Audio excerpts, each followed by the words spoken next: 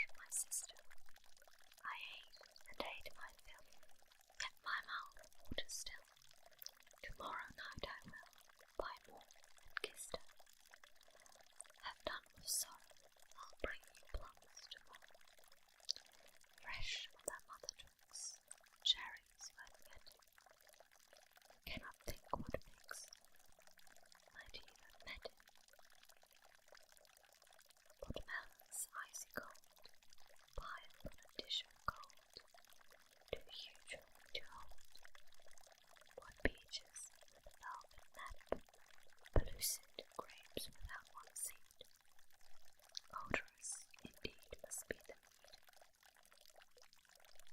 whereon they grow and pure the wave they drink, with lilies at the brink, and sugar sweet their sap.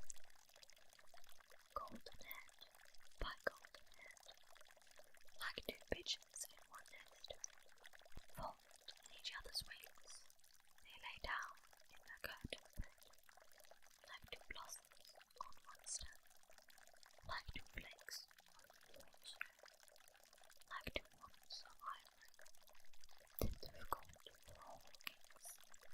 Moon and stars gazed in at them. Wind sent them lullaby. Lumbering house for boat to fly. Not a bed of them to and fro round their nest. Cheek to cheek, breast to breast, locked together in one nest.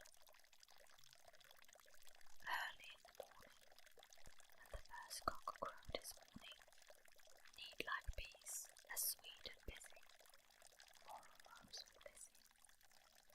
Fetched in honey, milked the cows, aired and sent to rides to house, kneaded cakes white as wheat, cakes for dainty mouths to eat.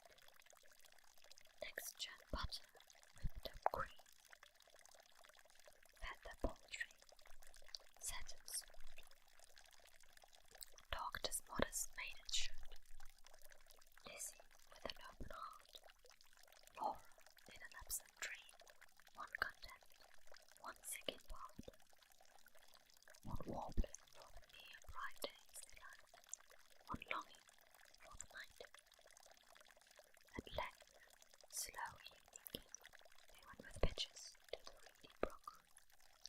Lizzie most pleasant in her look, Laura most like a leaping flame. They drew the gurgling water from its deep. Lizzie plucked purple and rich golden flecks, then turning upward said, the sunset's flushes, those furthest loftiest crags. Come, Laura, not another maiden flex. No wilful squirrel backs.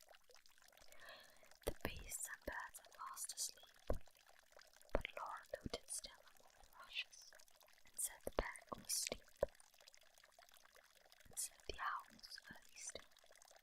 The dew not fall, the wind not chill, listening ever, but not catching the customary cry, come by, with its iterated jingle of sugar-baited words.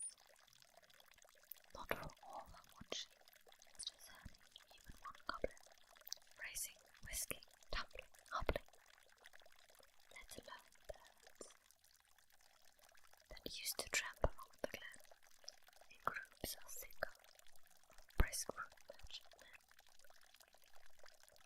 Dear Lizzie urged, oh Laura, come, I hear the fruit call, but I dare not look. You should not litter longer in this brook.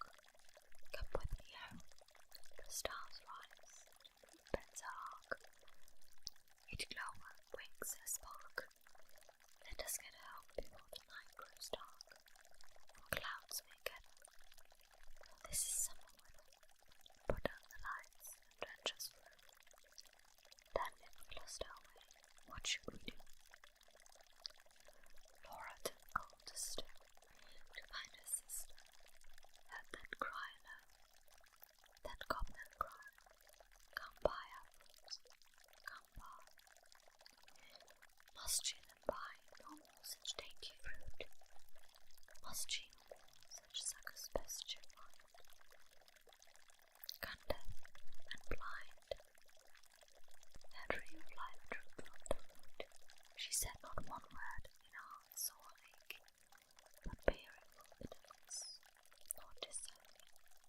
trudged home, her pitcher dripping all the way, so crept to bed and lay, silent till Lizzie slept, then sat up, in a passionate yearning, and gnashed her teeth, for balked desire and wept, as if her heart would break, day after day, night after night.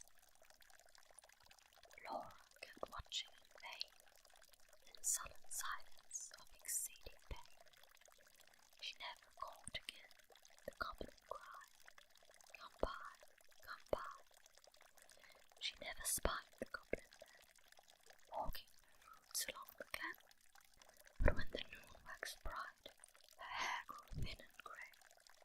She dwindled as the fair daughter.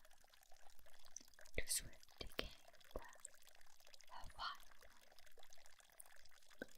One day, remembering her girl's tone, she sat by a wall that faced the sun, dewed it with tears, looked forward, watched for a waxing shoot. But there came none. It never saw the sun. It never felt a trickling moisture. While with sunk eyes and faded mouth, she dreamed of melons as a traveller sees false waves in desert drought, with shade of leafy brown trees, and birds that last year sang their breeze. She no more swept the house, tended the fowls or cows, fetched honey, kneaded cakes of wheat, brought water from the brook, but sat down listless in the chimney nook, and would